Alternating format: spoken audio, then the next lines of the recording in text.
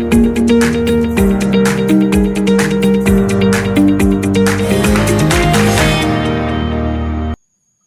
hey, we're live, everybody. Thank you for joining us. I'm David Blackman, your apparent host for this week. I wasn't supposed to be, but we don't know where Tammy is. She was going to do this week, but I'll try to struggle through it. I am here today with Irina Slav from Bulgaria. Irina, how are you today?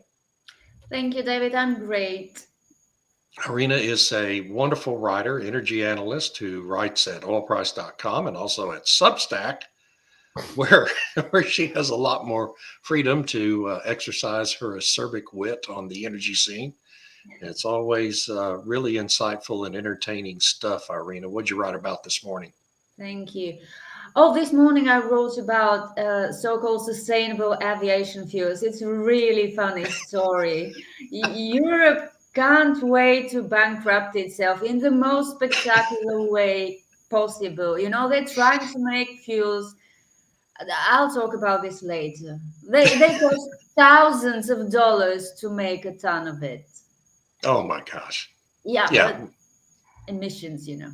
that sounds about right. Yeah, that's pretty par for the course, and not just in the EU, but all over the Western world. And also with us today is Stuart Turley, a man about town in both Oklahoma and Texas. I don't know where he is today, and he probably doesn't want to disclose his location. How you doing, Stu?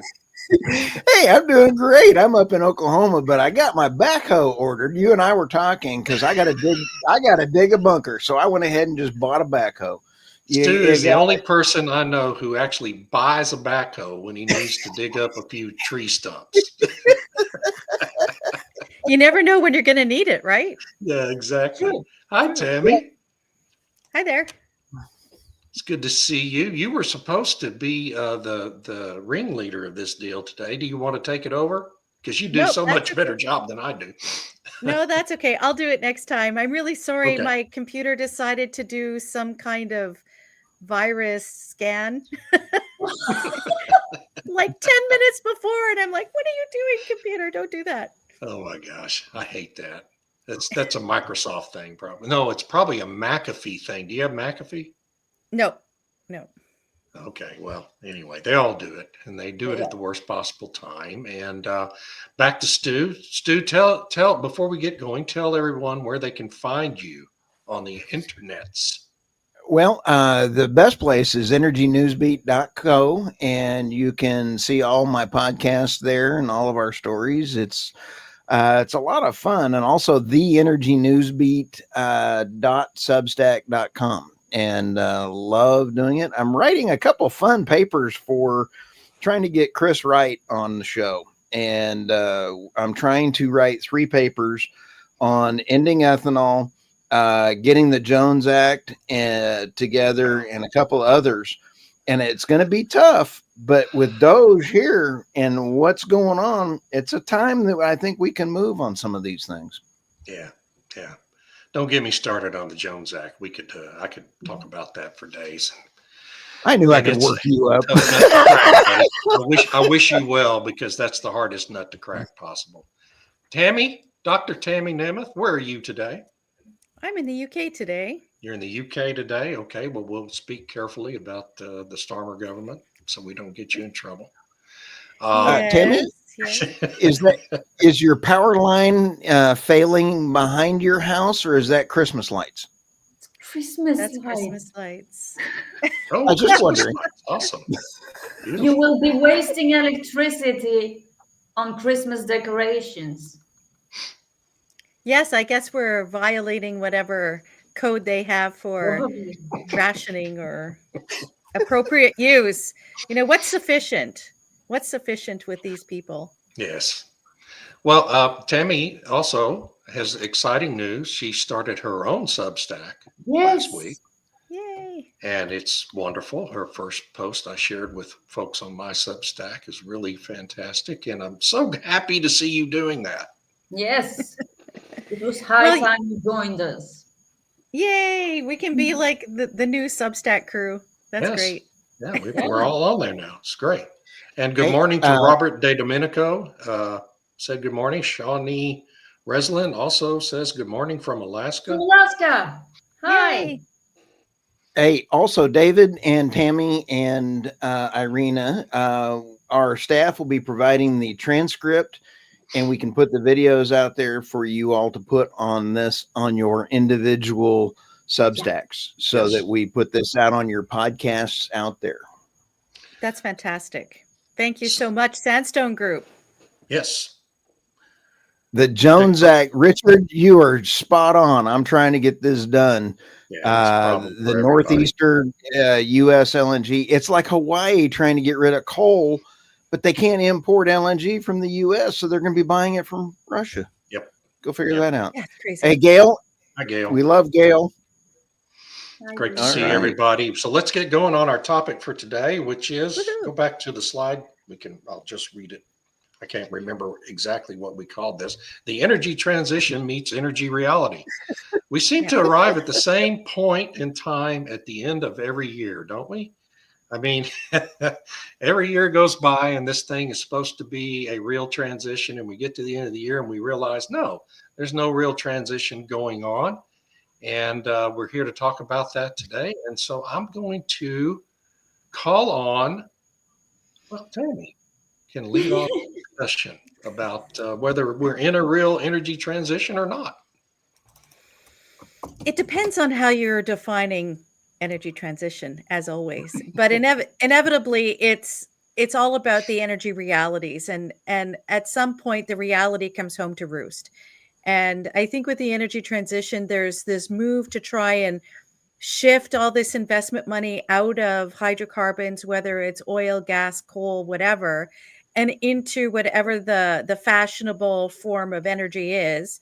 And we can have conversations about, what do you mean electricity? Do you mean other energy use? And what other products might come from things like oil or whatever. So it's interesting that there's a lot of talk, a lot of hype around transition, but when push comes to shove and people want to have reliable, affordable energy, it's not necessarily the transition isn't doing what their supporters say it's doing. So we can look at, for example, Germany, other countries in the EU, or countries that are in the Schengen zone, which means that they can trade with the EU with limited amount of restrictions and so on. And I'm sure Irina will have some fantastic points to make about what's going on with Norway. And that's sort of what brought us to this topic today, where, there's this over-reliance on energy interconnectors. And the UK is putting a lot of faith into relying on other countries in the European area to supply them through interconnections with electricity that they know their own push forward towards wind and solar can't meet.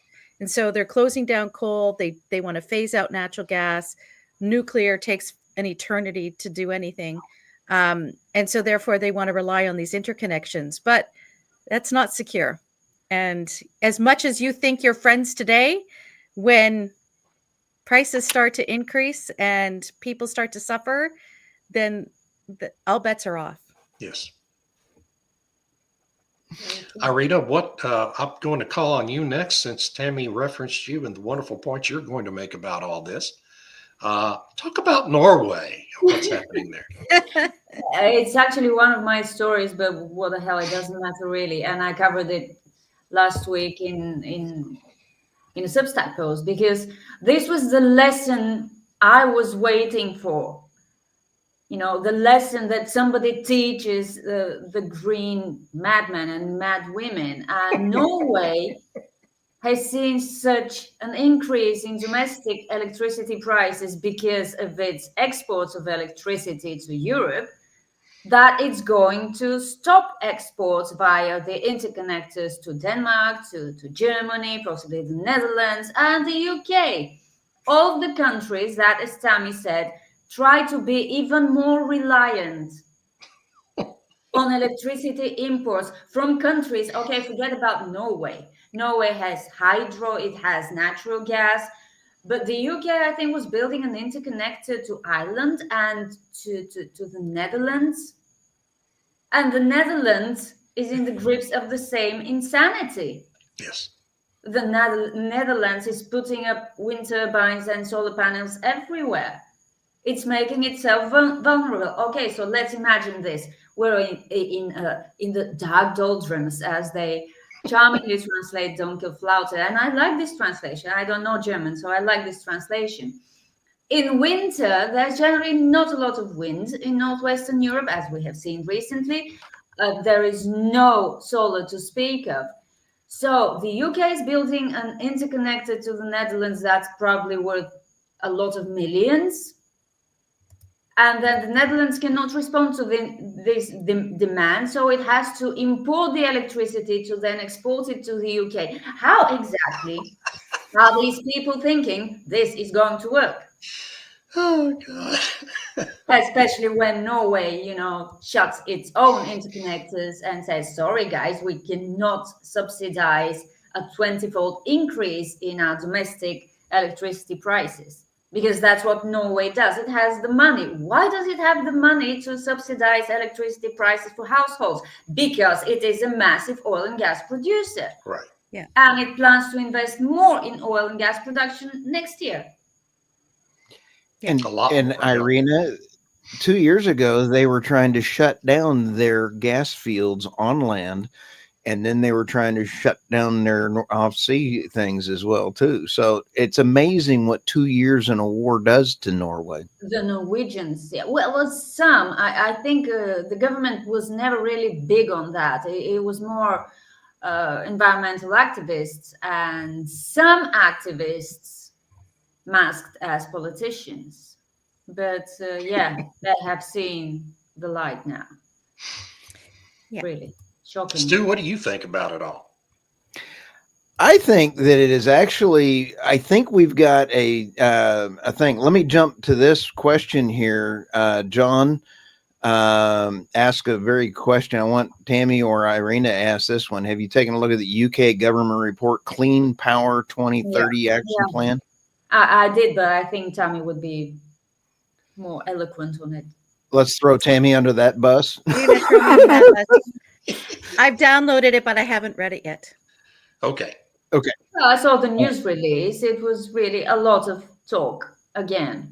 A lot Very of stuff involved. scary talk because they're trying. To me, it sounded scary that they want to prevent people from protesting, from stopping wind and solar projects. Yeah. You know, David, I think that this really articulates where we are. I've got two videos that I want to show and help tee off this conversation. The first one is, imagine you're a father and you want to teach your son to ride a motorcycle, and you think that this is a good idea. And you think that the father is the elected politicians and they're throwing out this energy policy. Here is either the Biden administration, or it is the UK or the EU or one of the governments out there trying to do green energy policy. So here we go.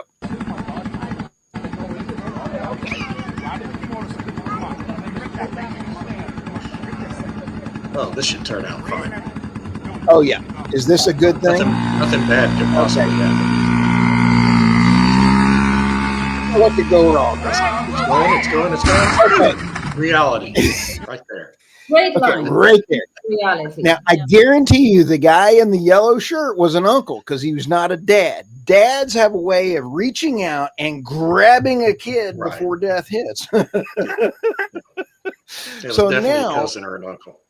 Absolutely. And so this is another way. And you asked me about the Biden administration is so horrific that they're putting out all this crap before they can get Trump into office.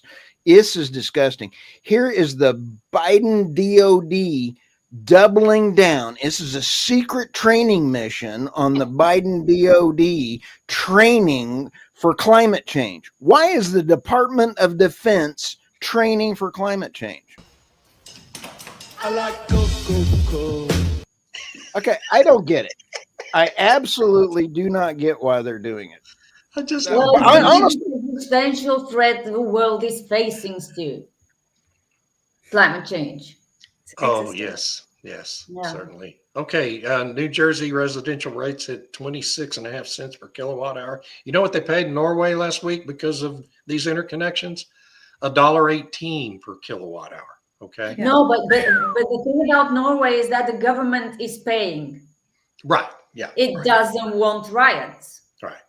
Yeah. Yeah, but it can't keep paying forever. And as John said in another comment, if you could show Oh, this, yeah. I think the the UK UK government is in government's Norway. in Norway begging for the interconnector not to be switched off. Yeah, probably.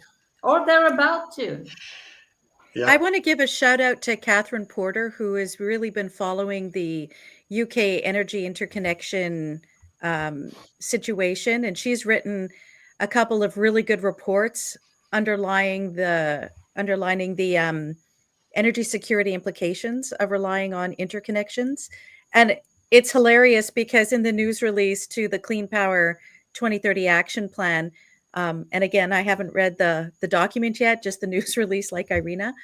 But in it, they're talking about, well, this will help energy security to not be reliant on international energy prices. It's like, what? And do you Literally think always electricity? say exactly the opposite of what the policies do. Right, Yeah. right. Yeah, at least when you import natural gas, because you're shutting down your own fields, which is idiotic in itself, you only rely on the price of the feedstock. When you're buying electricity, you're buying an end product, which is bound to be more expensive. Right. Yeah. Yeah. Yeah, here in the United States, we've got the same kind of stuff happening. California is a basket case, of course, because Yeah. it's followed everything Germany's done. Gavin Newsom has made sure of that. And they're importing now electricity from Wyoming, from Nevada, from Utah, Arizona. And what's happening? Well, the high electricity rates in California are starting to flow back upstream to all these states that are stupid enough to agree to export electricity into California. And for this, exactly the same reasons as it's happening to Norway. And so, I mean, this is all the most predictable stuff in the world. Yeah. And yet they're going to continue doubling down on it, folks, until we force them to stop.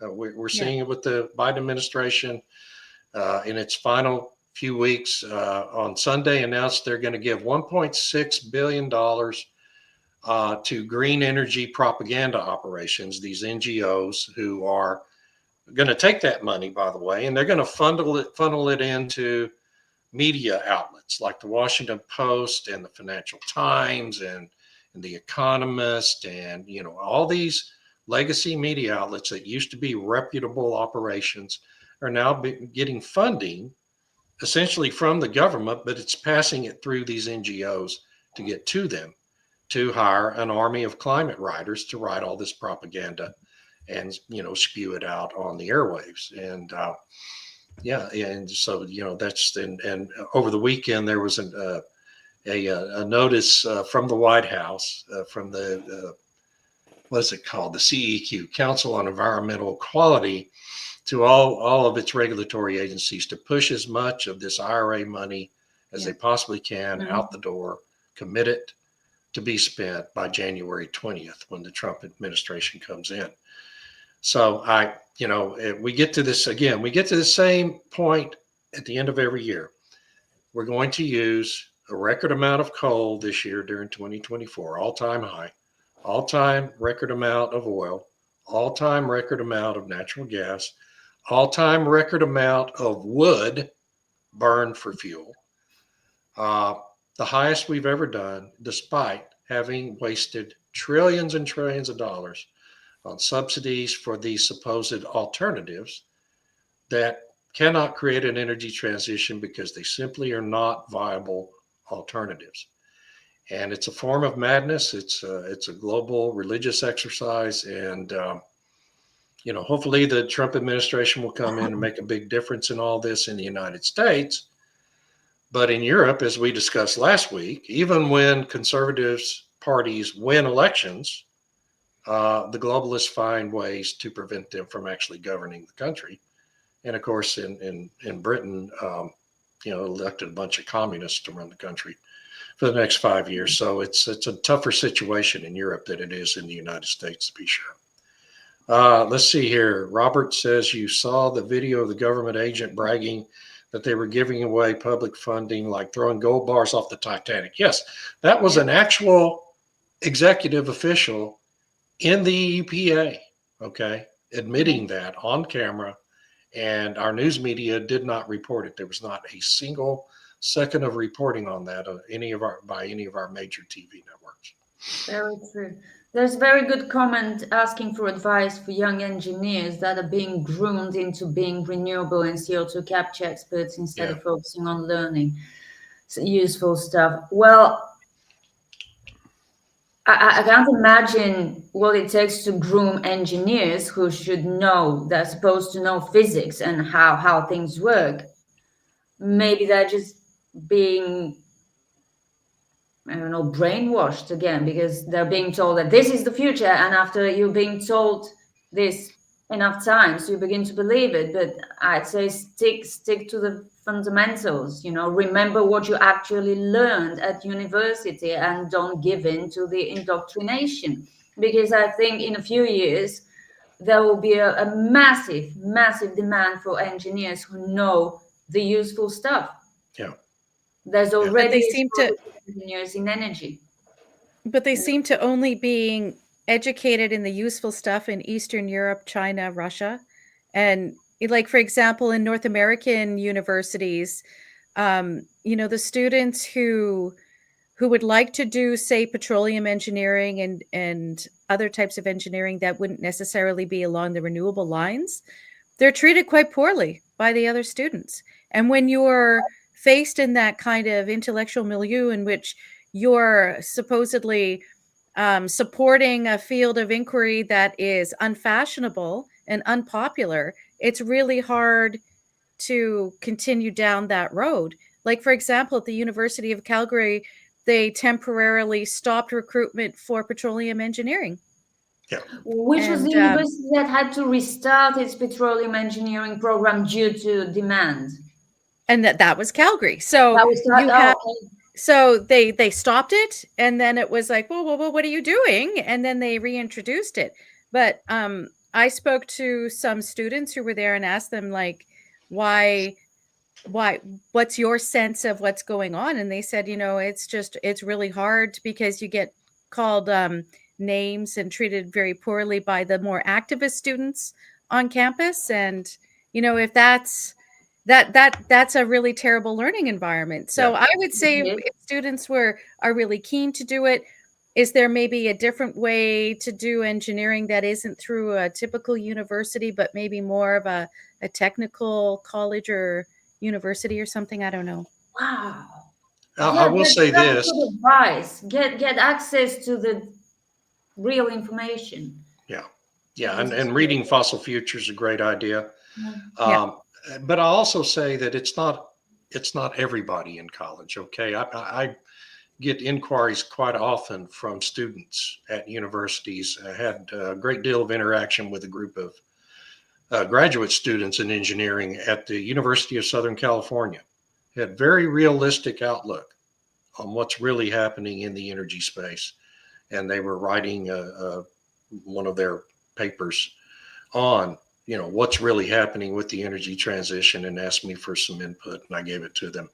But they were really, I had a couple of Zoom calls with them, really smart, well-grounded individuals at a very liberal university. University of Southern California is not some conservative institution.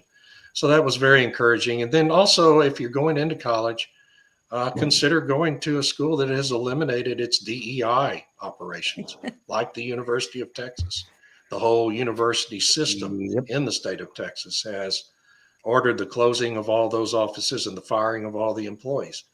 And so you have options where you go to school. And if you're going to go to an Ivy League university, I know that they're getting a spot at Harvard is a very coveted thing, or Columbia University, but they are just basically diploma mills for communists at this point. And, you have to make intelligent decisions about where you decide to go to school as well.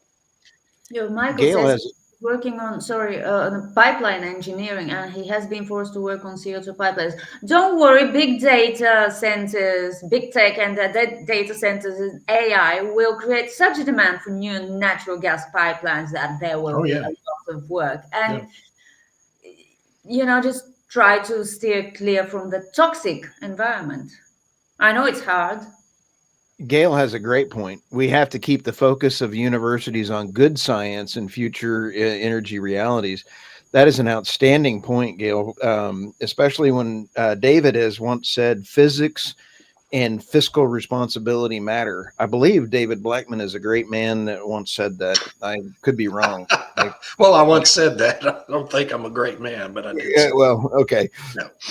Okay. And I'd like to add that, as students, the situation when you're entering university is a little bit different now than, say, when I went through or older people have gone through. You kind of have to look at where you want to go, look at who the professors are, what the structure of their course is, and see if that kind of professor is someone you want to learn from. Because quite often, what the courses that they might require you to take could be diverted along these alternative lines, there's nothing wrong with researching the engineering of renewable energy. It has its place in certain niche applications, but should we be putting an entire modern industrial technological civilization on that? No, at least not at the current state of technology. And so you need to do some research into who the professors are and decide if that's who you want to be taught by. It's one of the proactive things that future engineers ought to be taking. You're dead on right, Tammy, and that is Elon Musk will have the surviving EV car manufacturer in the United States because he does not take subsidies. Subsidies come to him in other ways, through tax credits and things, but he's using the system. He's not taking direct things. So you are spot on that. We don't need to be doing that. No, we don't. And you're right about that. I mean, I think Tesla's going to be the last man standing in the EV industry in the United States. And then it'll be a matter of importing cars from China. Once that we elect another Democrat, they'll allow that to start happening. And he'll be competing against them. But, Ford, GM, Stellantis, they're all going to fail. They're bleeding billions of dollars every year. And that, it's a fool's game. But Tesla's well established, a healthy company without subsidies, and that's they had a 15-year head start on everybody else, so they're going to be the last man standing. I think Patrick and McAfee need to go have lunch. They're having a great conversation back and forth there. Yeah. And I think that is actually very true that and Tammy, you had excellent advice for people to shop for the universities and everything else. But there's also a lot to be said for not bothering to go to university. Are the universities actually worth anything anymore? Yeah, I think. Well, especially if you can get an equivalent. Yeah, if you can get an equivalent training through, say, like in Canada, there's different technological colleges where you also work in a co-op program, or an apprenticeship. So you do your initial training, and then you work alongside on the job kind of thing to learn the actual things. But there is still a bit of a requirement to have that Bachelor of Engineering or Masters of Engineering or whatever, but maybe there's other pathways now. Yeah, because engineering is like, a medical degree. You need to take in a lot of academic and practical knowledge, while the colleges, the professional colleges are great, but they focus on the practical applications. You still need engineers proper. Yeah. Hey, can we go back to this comment by Michael Mahaffey? Stu, at 8:27 a.m. Based on energy demand projections for AI and growth, it seems obvious we'll need to massively ramp up natural gas and nuclear. And that was a point I wanted to make and forgot up top. Is we've had this rush by all these big tech firms, right, over the last few months to secure nuclear capacity to run their data centers. But that's for a longer term. And what the point that gets lost in all that is those things are coming 10, 15 years out. And what those companies are also doing, Microsoft and Google both also had announcements that didn't get a lot of attention, is in the shorter term, they're going to build natural gas power generation to run those data centers. They're completely going off this line that you can do all this with solar and wind. They know that's not possible. They have to have reliable 24-hour, 365-day a year power generation. You can't get it from wind and solar and batteries. You just can't do it with current technology, and you're probably not ever going to be able to do it. And so these companies with trillions of dollars at stake are making practical decisions instead of virtue signaling. And they're building natural gas first and then nuclear later, assuming the technology and permitting processes come along to allow that. If not, what are they going to do? They're going to keep building more big natural gas power plants because that's the cleanest fossil fuel. Yeah. That's actually one of the articles that I'll be talking about in the context of Canada. But I think it's really important to point out that when they make these announcements that they support nuclear and they would buy that nuclear power for these different AI applications or whatever, I think that's meant to signal for financing for those companies to say, look, we've got these markets already lined up to purchase that electricity. So please guarantee us the funding so we can build it 10, 15 years from now. Right, exactly. Tesla is also a leader in BESS, not just cars. Yeah, True but story. mostly in cars. Yeah. And Gail says it's possible that there will be another energy crisis of sorts, and the scientists and engineers who can see the way through this will be considered leaders. This could happen in Canada sooner rather than later. Yeah, I agree, for sure. I think it's not just possible, it's quite likely. Yeah, it would have to be. Otherwise, what are we going to do? Recruit Russian engineers? Is that even allowed anymore? No. What's going to happen in Europe too, isn't it? I don't know. I mean, I think What's the problem? I think it's more likely to happen in Europe than in the United States. It will happen in Europe sooner than it would happen in North America. Good. In my opinion, this is a opinion for entertainment purposes only, so that we don't get banned. I believe there will be an end to the war in Ukraine very quickly. And I believe that it is about to happen. And if the deep state can keep their mitts out of any kind of agreement, it will happen, as German Chancellor Scholz has already been asking for Russian natural gas to be turned back on. Yeah.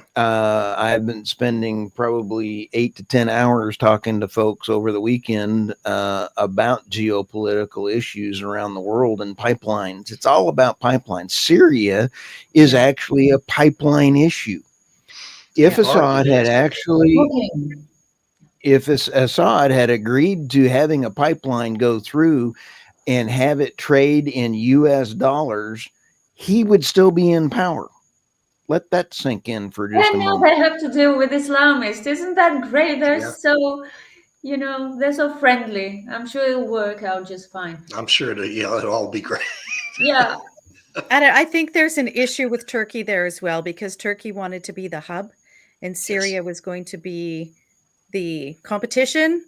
And Turkey has other more global ambitions. They've been very active in the piece of Syria. Yeah, and they've been active in Africa, like significantly active in Africa, which has been flying under the radar for lots of people. So, yeah, that's right, Patrick. Syria is one route of pipeline from Azerbaijan to the Med. Yeah, and there's another one from Qatar that has its terminus in Bulgaria, Irina. What? A natural gas pipeline plan to come from Qatar through Syria and have its termination interconnect point. It's going to be a new pipeline? Yes. Yeah. Already, so we didn't want the Russian pipeline, but we're totally taking the Qatari pipeline. Exactly. Yes. A very principled position. Yes. and that's 5 years out, David. Yes, that's So I'm sure the new Islamic government is going to be happy to accommodate all of that. Oh yeah, totally. Yeah. Things always Yeah. work out so well when the deep state plans these coups d'etats. And, Yeah, and all when this they all work with fundamentalists, religious fundamentalists, yeah, nothing can go wrong. I love Driving Robert. So Robert had some interesting points there about freight. Yep. If you go to the earlier one. So I do Robert not says understand these numbers. ocean-going bulk freight energy intensities are in the 100 BTU per ton mile range. Last mile distribution intensities are in the 10,000 BTU ton mile neighborhood. We can improve last mile delivery. And so then he goes on to say North American rail freight intensities are only 300 BTU per ton mile, and long haul trucking only 2,500 BTU per ton mile. So Yep. then he concludes And by then saying driving a 57.5 mpg hybrid to the convenience store for 20 pounds of goods is, if I can get these numbers right, 200,000, I think. 200,000 Wow. BTUs per ton mile. So, Robert, let me Right. ask this question. Do we throw in Amazon delivery from Biden administration that failed to electrify the postal service for $32 billion for 32 electric trucks? Just asking. Hey, Amazon is maybe they're using drones now, and drones is better. Okay.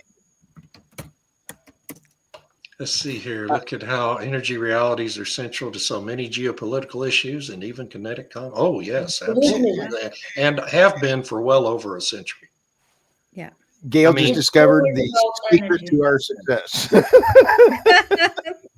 That's and just give a shout out to Daniel Yergin, because if you read The Prize, which is the Yeah. greatest book ever written about the global oil business, he goes into great detail about how every decision, every battle leading up to the early years of World War II was about countries like Germany and Japan wanting to secure oil supplies for their military. Every move they made leading up to that war.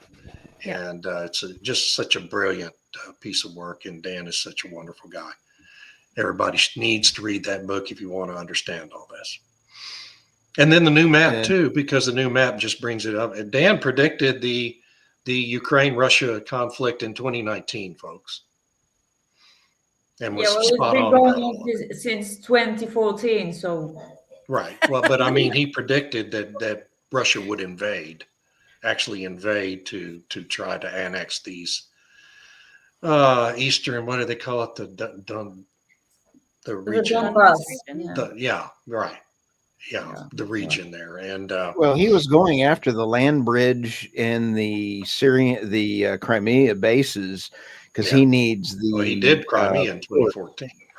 And they Right. happen to be populated by Russians, Yes. incidentally. But he also needed the land bridge to get there because they are trying to. The Western powers are trying to isolate Russian natural gas and eliminate all marine choke points. And so he is trying to counter that by going land. And it is an amazing chess match that's going on. I would not want to play chess against Putin or Trump. I wouldn't either. They play on different levels. Freight energy and cost intensity data are available online from the Bureau of Transportation Statistics and easily corroborated by analysis of supporting data. Good to know, folks. You learn so many things on this podcast every Monday. I had a Yeah. group of young engineers and electrical and mechanical technicians working on a project. Found myself saying, keep it real a lot. Oh, yes. This is horrible what they're doing to children. Well, not children, but young people. young adults. Hey, Robert, Very I love important. Robert. Look at this. Amazon and UPS intensifies to the 50,000 per ton per mile, whether gas or electric. Holy smokes. So these Because people it that are takes getting, energy to make electricity, he says. Yeah. yes. Yes, it does. So these Amazing. Go figure. So people that are fat, that are fat and don't walk to the store are getting fatter by ordering off of Amazon. Did I hear that right? Yeah. And I have a garage full of cardboard boxes to prove it.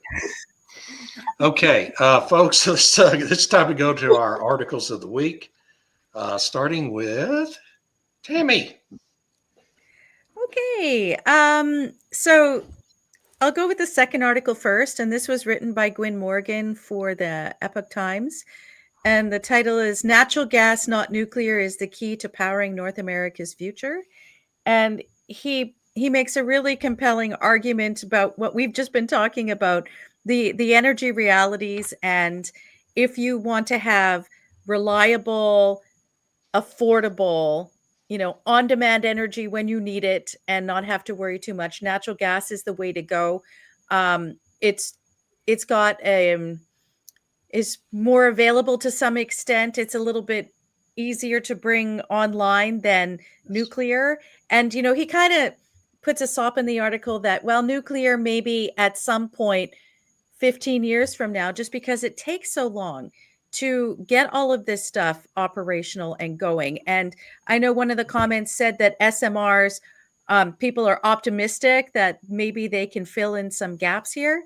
But again, the only places that actually have them running and are connected to the grid and being somewhat reliable are Russia and China. There is yet to be a North American or European SMR in operation. So I guess we have to wait and see. There's been a lot of talk, a lot of hype, and I'm just concerned that a lot of this hype is just hype, like with lots of things in the energy transition. So it's a really great article talking about the strength of natural gas. And I think he mentions the government of Alberta announced that there's a coalition that's putting together natural gas powered AI data servers and whatnot in northern Alberta.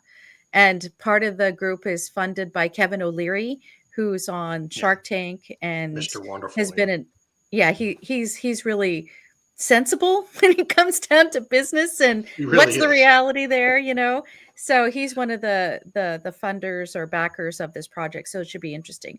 And then the second article was in Real Clear. And the title is Germany's an Economic Model for What Not to Do. Exactly. And this is a great article by Rainer Zittelmann. And he's talked extensively about what happened in Germany with the business community and the Nazis, and then what happened afterwards. And so he's got a really clear idea of what happens when governments try to tell corporations what to do in a sort of corporatist mentality.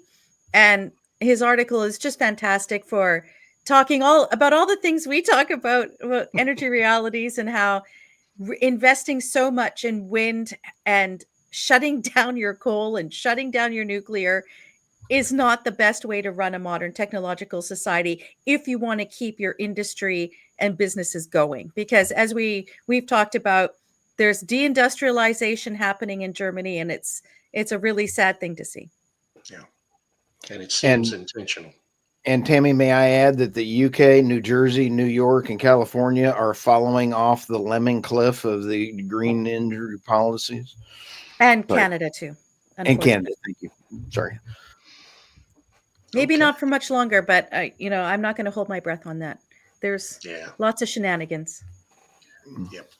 Oh, good. These are mine. Well, we already covered Norway, which is campaigning to cut energy links to Europe as power prices soar. But to Tammy's Germany story, I just saw a headline in Bloomberg today. I didn't read the story, didn't have time, but Germany's failing right when Europe needs it most. Oh. Nobody could have seen that coming. No one saw that one coming. And a lovely story about the US solar industry that's decided to stop talking about climate change and talk about energy dominance instead in order to curry favors with the Trump administration. This is so adorable. Yep. This is not at all unethical. This is not at all immoral. They're trying to survive. And, they've suddenly forgotten about climate change and how good their industry is for reducing emissions.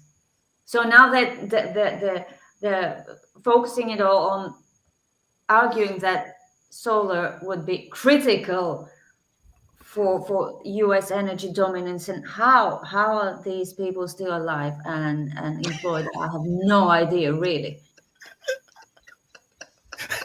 No, seriously.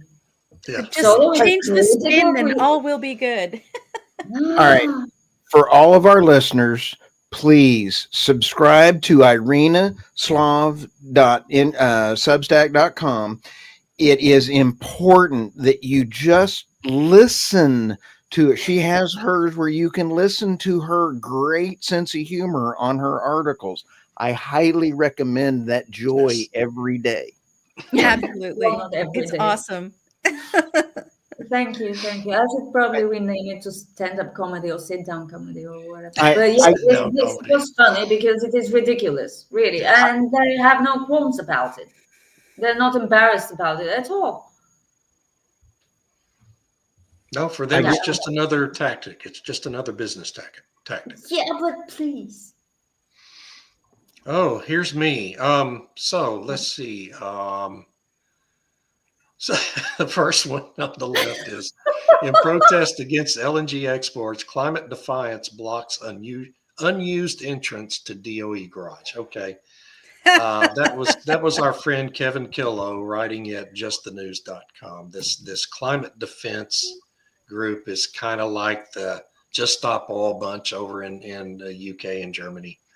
And they put up this breathless tweet Friday afternoon saying, "We have blocked the entrance to the DOE headquarters in Washington, D.C., and local police are swarming the area to try to shut us down. We need your money. We need your money now to support these efforts, these important efforts." Well, it turned out there's about 15 pasty white, chubby little trust fund kids from wealthy families had parked their fat butts in front of the entrance to a parking garage that hasn't been in use for several years now because 90% of DOE employees continue to work from home since COVID. Okay. They're still not going back into the office. And this parking garage is vacant. And they did block the entrance to it, but nobody cared because nobody's trying to use the stupid parking garage. Okay. And Kevin got all that and got the poop on it. Within a couple hours, he had put this great article out. Everyone needs to go read it. You need to become a regular reader of Kevin's stuff. Yeah, over at absolutely. Yeah, He's he's really, fantastic. really good. He started at the Cowboy State Daily up in Wyoming a 3 years ago is where I think all of us first noticed him. And Yeah. the guy just does great work and has a great sense of humor in the stuff he writes. Then the second story is, again, along the same theme of what we've talked about here all day. There is no energy transition happening. What is ExxonMobil doing? They're investing $25 to $30 billion every year in ramping up their oil and gas production globally. They plan to increase by 18% overall by 2030, and that includes more than doubling their production from the Permian Basin and from their Guyana offshore operation, which is turning Guyana into a world oil power. They're already producing 600,000 barrels a day in Guyana. They're going to be producing an estimated 1.3 million barrels a day by 2030, and it's probably going to be substantially more than that. These are always conservative estimates. So that's what Exxon's doing. And by the way, Chevron's doing the same thing, talking about doubling their Permian production. And Shell and BP are also in the process of winding down all their crazy investments in wind and solar and going back to being oil and gas companies. And that's because there is no energy transition happening, folks. It just isn't. I'm And shocked. that's my rant for today. I think dogs can talk better than humans sometimes. Certainly better than I can.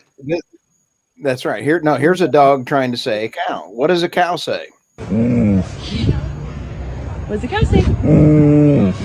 Okay. So, you know, Good. that is, I'm sorry, I had to throw that in there, David. That's But awesome. here are my stories. You can't buy this kind of reprehensible behavior from a government. I despise the Biden administration. I can't make this any plainer. Biden's DOD doubles down on climate action as Trump promises military reset. Unbelievable hack me off. We've talked about the Postal Service plan to electrify. And if we paint it yellow, we could get a negative comment about what's her name? She disappeared off the scene so fast. I can't remember her name. Let's see. Kamala. If it was a yellow bus, we might have gotten more traction on it. I'm just kidding. But people really weren't talking about how all these North Korean troops showed up in Ukraine. It was actually oil for troops. I never thought I would have seen this in a long time. I mean, go figure this out. North Korea needs oil. Russia's got all these tankers that are, in the dark fleet. Hey, how would you like to have been on the wall for that conversation with Kim Jong-un and Putin? Who says that? Who says Yeah. the news from Zelensky? Yeah, he's over here kind of going, hey, I got me some oil. I do a lousy Putin imitation, I can't do it. It's terrible. Hey, I need some troops. Hey, and then here's Kim Jong-il going, hey, I need some oil. Wouldn't that have been fun to be in that meeting? So anyway, you can't buy this kind of energy You transition, cannot. guys. You just can't. And it's about in the U.S. I cannot wait for the deep state to be dismantled.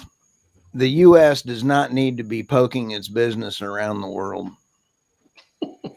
I think Trump could take care of that.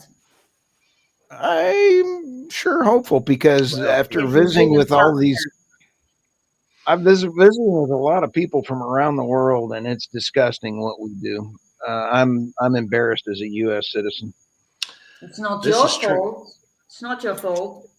No, but it's Your disgusting. not your fault. I refuse to take responsibility for the idiots that have been governing Bulgaria for the last 3 years. I'm sorry, I did not vote for them. I'm not going to feel embarrassed. What I about am you, angry, Tammy? though. Tammy, are you taking responsibility for Keir Starmer and Justin Oh Castro? my gosh. No. Trudeau. That's I do human. Oh my gosh. Like when Trudeau came out last week and was talking about women and saying how once again the Americans have not voted for a female president and what kind of message that sends to the world. And then he said, but it's okay because Canada has the first feminist prime minister. And he's like, I will be the feminist. And I kept thinking, is he now going to say he's actually a female Well, prime minister, the first female prime minister in Canada? I don't know. He says some ridiculous stuff. yes, But he does. if one of the interesting things that also happened late last week, and I was going to put a link to it, I forgot, is that the Premier of Ontario, Doug Ford, had said that maybe what Trump needs and America needs is for Canada to shut off its electricity exports and its oil and gas exports to the United States for a day and see if they like this 25% tariff thing. And then if you see that there's, it's an interesting point. But if you look at the state of energy trade between Canada and the United States, it does go both ways. Yes, And it there's does. pipelines that run through the United States to serve Canada. And the United States does provide some oil and some natural gas in certain jurisdictions. We're now on lots of interconnections. So, and unfortunately, in some provinces, they're relying on American electricity to balance the grid. So, Whoops.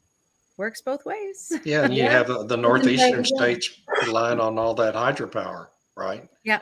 In southeastern Canada, coming into those northeastern states, and there's a lot of interconnectivity, and we import, what is it, 500,000 barrels a day of Canadian crude into the United States. I think it is 500 to 700, something like that. A So lot of it by rail, Yeah. thanks to Warren Buffett killing was it Biden or Warren Buffett that killed the Keystone?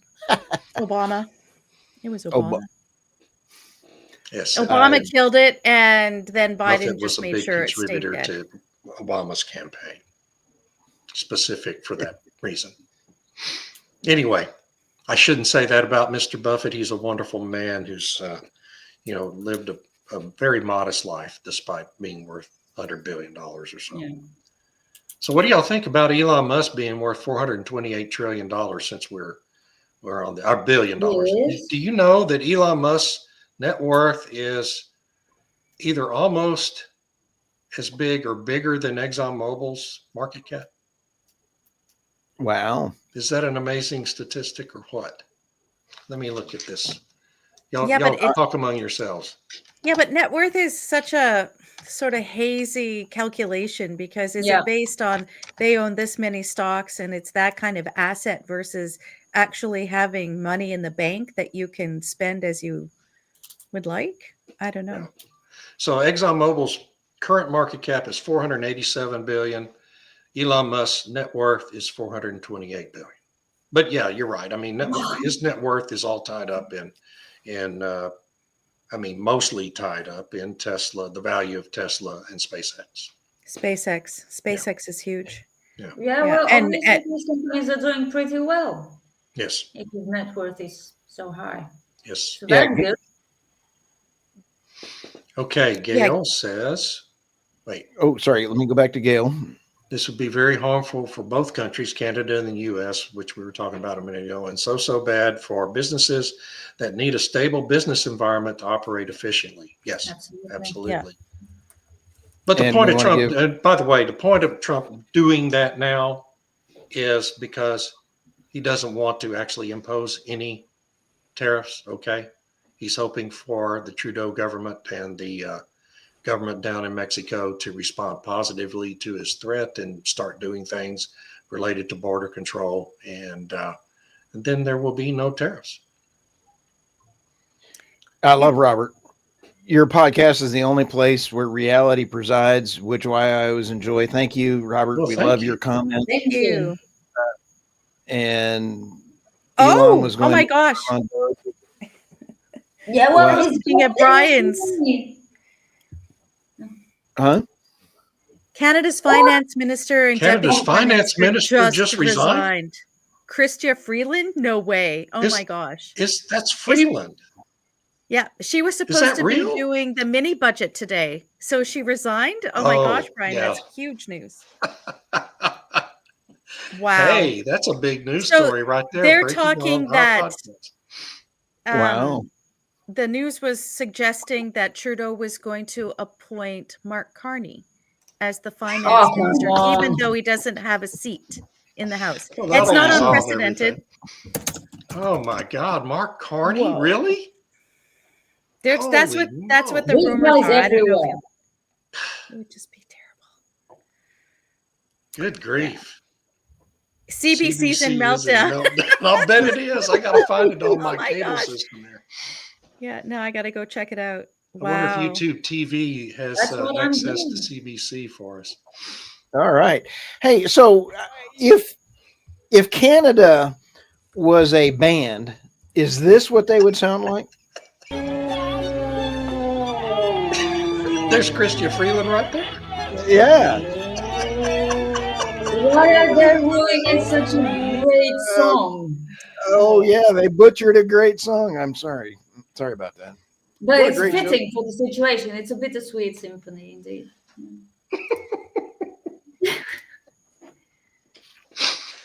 Okay. Well, what's well, interesting is if I can add to the Chrystia Freeland story, on Friday, she made an announcement that there's a limit for the Canada Pension Plan and Investment Fund that they can only own 30% of a company. They can't go beyond that limit for obvious reasons. You know, you don't want to be overinvested in something and have it fail and then the pension fund suffers. And they've lifted that limit because the federal government in Canada is trying to get the pension funds to make a whole bunch of significant investments in areas they want. yeah. And I find that just frightening. Like, what's going to happen to Canadians' pensions if the pension fund is allowed to invest more than, owning more than 30% of an interest in something? Unbelievable. Goodness Brian's got gracious. another good one. She was supposed to present a mini budget today. It's a confidence motion. Trudeau could be soon gone. I wonder why. That's why Trudeau snuck into Mar-a-Lago for a couple days. Maybe he was Was he looking for a job. No. What does Wow. Justin Bidet say? Tammy can start a bingo card on government officials resigning and win. We love Tammy. Way to go, Patrick. I don't want to bet. Wow. I'm going to add that, okay, don't play chess against Putin, Trump, or Tammy. There you go. There you go. Well, it's 9 Oh, o'clock, dear. folks. 9 o'clock. We're out of time. Thank you. This has been Let's one go of read the the news from funnest Canada. episodes ever. I really appreciate people tolerating my moderation. Everybody have a great week. You were great. Have a nice See you all weekend. next Monday, same time. Bye-bye. same Thanks, station. everybody. Bye.